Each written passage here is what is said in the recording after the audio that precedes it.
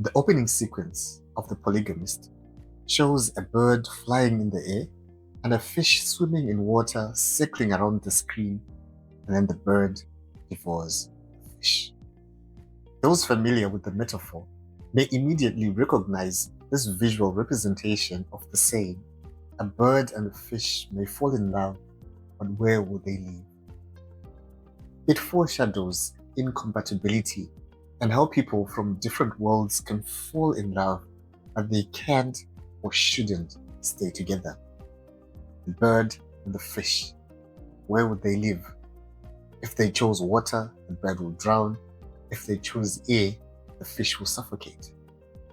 In episode 8 of The Polygamist, Joyce and her friend have a conversation which mentions this very conundrum, although Joyce ridicules the idea that Jonas is a fish and she is the bird.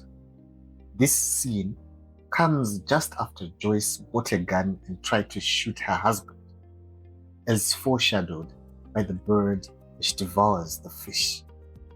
Joyce is headed down a path where ultimately, if anyone is going to be dying outside of their element, it's not going to be her.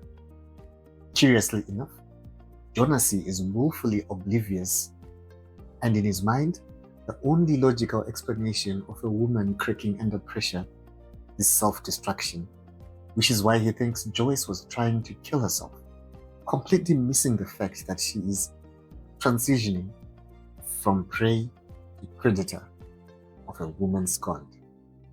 The juxtaposition of Jonas's delusion with Joyce's awakening makes the metaphor even more tragic.